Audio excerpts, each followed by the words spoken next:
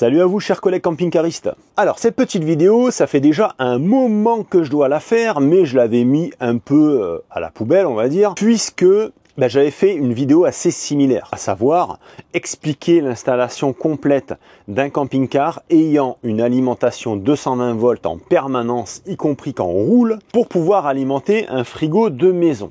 Mais malgré tout, vous êtes nombreux à me demander une vidéo sur l'installation de mon camping-car. Donc je vais vous montrer l'installation que moi j'ai faite sur mon camping-car au niveau 12 volts et 220 volts. Au niveau énergie solaire également, on va faire une petite piqûre de rappel et vous expliquer aussi clairement le commutateur 3 voies, à quoi il sert, le bouton 3 positions, puisque certains n'ont pas compris.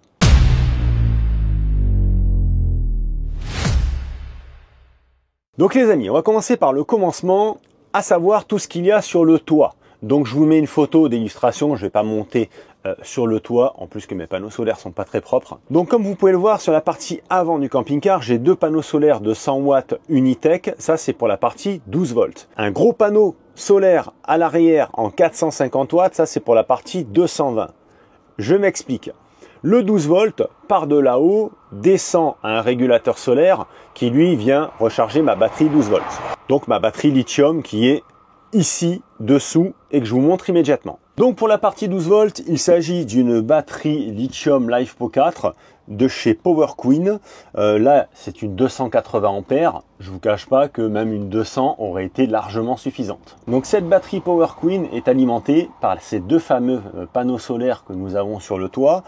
Et tout ça passe par un régulateur MPPT en 7515 de chez Victron en Smart Solar. Smart Solar qui veut dire que vous avez l'application Bluetooth pour pouvoir vérifier l'état de santé de vos batteries via la connexion Bluetooth de ce boîtier. Ici, on peut voir le fameux EBL. Alors, l'EBL, moi, cette alimentation 220 volts a été neutralisée et passe maintenant par un interrupteur. Ce qui veut dire que mon EBL est constamment déconnecté du 220 volts. Il y a une raison à ça. Dans mon cas précisément, l'alimentation en 220 volts de l'EBL va servir uniquement à alimenter le chargeur de batterie quand on est branché au quai. Le problème, c'est que moi j'ai du 220 volts à bord en permanence comme si j'étais relié à une borne. J'ai voulu le neutraliser puisque avant ça, dès que j'allumais la partie 220 volts du camping-car, donc dès le matin, boum, le chargeur se mettait en route. Donc j'avais des pics de consommation par le biais de ce chargeur, alors que le solaire n'avait pas encore eu le temps de faire le boulot. Donc c'était un petit peu nul, dans le sens où ça me faisait une consommation d'énergie, et puis après le solaire n'avait plus rien à faire, puisque lui avait déjà tout chargé derrière. Donc ça me faisait descendre l'autonomie de ma station d'énergie inutilement, puisque les 2 fois 100 watts là-haut n'avaient pas le temps de faire le boulot. Et petite parenthèse, parce qu'il y en a toujours qui me disent vous tapez pas les liens, machin. Alors tout ce que je vous montre à travers cette vidéo, je vous mets les liens dans la description de la vidéo. Voilà, et profitez-en d'ailleurs, puisque en ce moment chez PowerQueen, il y a des promos préférentielles par rapport au Prime Day. Donc il y a des bonnes affaires. Donc si vous voulez une batterie lithium PowerQueen, profitez-en. Je vous mets le lien dans la description et allez-y, voilà, vous avez tout ce qu'il faut. Donc ce que je viens de vous montrer, c'est pour toute la partie électrique 12 volts. Là, c'est l'interrupteur en fait qui va me permettre d'alimenter ou pas le BL. Donc là, il est en off et si je le mets en bas, il est en on. Voilà, là ici ça s'allume comme si j'étais raccordé en fait à une borne. Ça s'allume uniquement quand le BL est alimenté, puisque l'information vient de l'EBL. Ensuite, pour entretenir ma batterie porteur. Alors, j'ai pas encore eu le temps de l'installer, mais je vous montre l'appareil que j'ai commandé. J'ai commandé ceci, un petit Noco Genius 2.0. Je sais plus le prix, c'est pas très cher. Moi, j'en ai un pour ma moto, un plus petit, un 1 ampère. Et là, j'ai pris un 2 ampères. Voilà. Donc, c'est un petit chargeur comme ceci que je vais dissimuler à proximité de ma batterie, puisque moi, elle est sous les pédales, conducteur, sur le Ducato. Et je vais mettre également un interrupteur quelque part pour pouvoir le piloter ou non. Encore une fois, aucun intérêt d'aller charger la batterie porteur pendant que je roule alors que c'est le job de l'alternateur. C'est ce que je vais mettre comme chargeur de maintenance pour ma batterie moteur. Le fameux réfrigérateur Listo. Alors, on a pas mal de choses à dire aussi sur ce réfrigérateur. C'est pour ça que je fais une parenthèse, même si ça fait pas proprement dit partie de l'installation électrique, mais c'est une modification que j'ai faite. Donc, c'est un réfrigérateur de maison qui est alimenté en 220 volts en permanence. Lorsque je suis à la maison, moi il me sert de réfrigérateur d'appoint. Comme tu peux le constater, on met des petites boissons dedans et ça nous permet aussi de stocker des choses au frais lorsqu'on a un manque de place à la maison. Je suis extrêmement content de ce réfrigérateur. Il est vrai qu'au niveau de ce réfrigérateur, ils nous disent qu'il se met en mode dégradé à partir de 34 degrés. Donc c'est-à-dire que quand il fait très très chaud, il va pas tourner au meilleur de sa forme, on va dire. Il va tourner en mode dégradé, donc il fera un petit peu moins de froid que ce qu'il devrait faire. Par contre, moi, j'ai pas constaté de baisse de performance alors qu'on a quand même traversé là une période de canicule assez importante. Toujours est-il, ça fonctionne bien mieux que le Trimix que j'avais avant. Donc, pour moi, c'est impeccable. Et concernant la consommation de ce frigo, certains n'ont toujours pas compris, donc j'arrête pas de l'expliquer, mais bon. C'est pas compliqué, ce frigo sur une période de 24 heures va consommer en moyenne 20 watts de l'heure. J'espère que je me suis bien fait comprendre. C'est-à-dire que peut-être que pendant 1 heure, il va tourner à 60 watts, puis pendant 2 heures, il va tourner à 10 watts ou à 0 watts, puis il va repartir à 40 watts. Voilà. Tout ça, ramené sur 24 heures, ça nous fait du 20 watts-heure de consommation. Donc, c'est une consommation qui est tout à fait négligeable. Pour faire tourner un réfrigérateur comme ceci, avec une station d'énergie ou un convertisseur de courant, à vous de faire le calcul, il n'y a pas besoin d'avoir un truc énorme. Une station d'énergie, je vous donne des exemples, comme une R1500 de chez All Power, pourrait suffire. Ça pourrait suffire. Après, ça dépend aussi ce qu'on demande à côté. Si à côté de ça, tu fais griller du poulet à l'air fryer, tu as des grosses demandes quand même en électricité, il faudra dimensionner un petit peu plus au niveau de la station d'énergie. Convertisseur de courant, c'est pareil. Il n'y a pas besoin d'un gros convertisseur de courant. Maintenant, les convertisseurs ont drôlement baissé en prix. Par contre, attention au niveau de la capacité de la batterie 12 volts si on la sollicite avec un convertisseur. Allez, à présent les collègues, je vous emmène voir la station d'énergie. Nous y voilà les collègues, je suis dans la soute. Roulement de tambour. Elle est là. Oui. Comme vous pouvez le constater, je me suis séparé de la R4000 au profit de la Aferi P310. Pourquoi? Donc en effet, il n'y a pas vraiment de raison à ça, mais voilà, comme j'ai eu l'opportunité d'avoir cette Aferi P310 en partenariat, eh ben, ça me permet de faire un test en conditions réelles et sur du long terme. Voilà, c'est le but, c'est vraiment de l'utiliser sur du long terme et voir comment ça se passe. Actuellement, le camping-car est à la maison, puisque là, on ne bouge pas pour l'instant, on va bouger le mois prochain.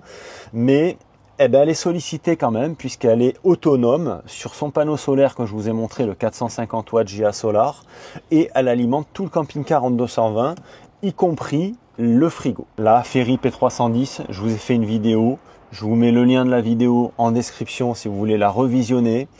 Actuellement, chez Aferi, il y a des prix qui massacrent tout. Ça ne durera peut-être pas. Attention, je vous le dis parce que la R4000 que j'avais, moi, lorsque je l'ai présentée, était à un certain prix.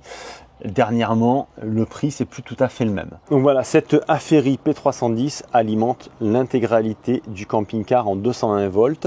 Et après, je vais vous montrer le commutateur 3 positions et on va papoter un petit peu à ce sujet. Chers amis, voici le commutateur 3 voies ou le commutateur 3 positions, comme vous voulez. On a une position 2, une position 0, une position 1.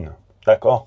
Bon, je ne le bouge pas puisque là, ça m'alimente le camping-car et j'ai le frigo qui tourne, ça sert à rien de lui mettre des coupures inutiles.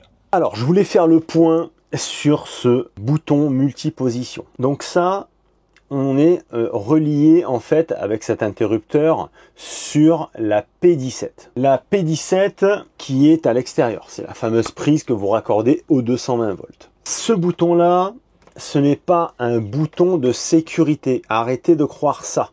Certains croient que si jamais ils oublient de bouger le bouton, ils vont cramer quelque chose. Soit la station d'énergie, ou le convertisseur, ou je sais pas quoi. Absolument pas les amis. Cet interrupteur sert uniquement à sélectionner la source. Je m'explique. Vous êtes avec votre camping-car en autonomie, vous êtes sur la position numéro 2, vous avez du 220 volts à bord partout. Vous arrivez sur un terrain de camping ou sur une aire de camping-car, vous vous raccordez avec votre P17 au réseau domestique 220 volts, il va absolument rien se passer. La seule chose qui va se passer, c'est que au lieu de consommer l'électricité du camping ou de l'aire de camping-car, vous allez continuer à consommer l'électricité de votre camping-car. Donc soit de vos batteries et votre convertisseur, soit de votre station d'énergie. Ce bouton-là sert à sélectionner la source. C'est-à-dire que au lieu de rester sur 2 dans ce cas-là, hop, vous partez sur numéro 1 et là, au lieu de consommer l'électricité de votre camping-car, vous allez consommer l'électricité du camping ou de l'aire de camping-car. Une chose aussi, lorsque vous allez être raccordé au 220, systématiquement, enfin dans mon cas, ma station d'énergie est rechargée via le 220, plus le solaire. Ainsi, lorsque je repars, si jamais je passe une nuit sur une aire payante où il y a du 220 et que ma batterie est un peu en bas, lorsque je repars le lendemain matin, elle est à 100%. Au moins, vous avez l'explication de ce bouton. L'intérêt de ce bouton, c'est vraiment de sélectionner la source. Est-ce qu'on consomme sur la station d'énergie? Oui ou non? Voilà, c'est tout. Il peut absolument rien se passer. Si vous voulez faire une installation similaire, moi ce que je peux vous donner comme conseil, vous pouvez partir sur la Aferri P210. La plus petite. J'ai fait une installation sur un camping-car d'une abonnée. On a une capacité de 2000 et quelques wattheures. On a 2400 watts de puissance. Franchement, c'est une machine qui suffit amplement. Ça dépend après de ce que vous allez faire. Mais vraiment, déjà avec ça, vous êtes déjà très très bien. Maintenant, si vous avez de la place et vous voulez avoir de l'énergie à revendre, entre guillemets, vous pouvez partir sur la P310, la grosse comme j'ai moi. Après, si vous n'êtes pas fan de station d'énergie, vous pouvez rester avec la batterie lithium classique, un convertisseur à côté, et vous pouvez aussi alimenter votre camping-car intégralement via votre convertisseur. Je suis un petit peu moins fan de cette option. En fait, je suis moins fan puisque si jamais vous avez un problème avec vos batteries, vous n'avez plus d'énergie à bord du tout. Ce qui se passe avec un circuit scindé comme ça en deux, si ma batterie lithium lâche, j'ai du 220 à bord. Si la station d'énergie lâche, j'ai toujours du 12 volts à bord. Voilà. Il faut arrêter de croire que les stations d'énergie, c'est des machines qui tombent en panne tout le temps. Il y en a plein qui fonctionnent comme ça et qui n'ont aucun problème. Voilà. Ça tombe pas plus en panne qu'un convertisseur de courant indépendant ou autre. Alors certains vont me dire oui, mais au moins tout est scindé. Si ça tombe en panne, je peux remplacer. Quand on voit le prix des stations d'énergie maintenant, la Aferri P210 qui vaut vraiment pas grand chose en prix maintenant, franchement, est-ce que vraiment ça vaut le coup d'avoir une grosse install solaire avec un gros convertisseur? J'en suis pas convaincu. Maintenant, ça peut être aussi une question de place. Ça peut arriver, si vous n'avez pas assez de place, effectivement, cette option est peut-être la mieux. Donc la petite Aferri P210, c'est pareil, je vous l'ai présenté il n'y a pas longtemps. On est sur un super produit, pas cher, compétitif, performant, de bonne qualité. Bref, si vous voulez revisionner cette vidéo, je vous la mets dans la description de celle-ci avec les liens qui vont bien, etc. Bon, chers amis, je pense avoir fait le tour des explications. Si toutefois vous voulez optimiser l'installation électrique de votre camping-car et vous ne vous sentez pas de le faire, je peux m'occuper de cette mission puisque j'en fais régulièrement. Semaine prochaine, je vais rentrer un camping-car encore, un camping-car abonné où je vais faire une optimisation électrique. Après, je filme pas tous les camping-cars abonnés que je fais.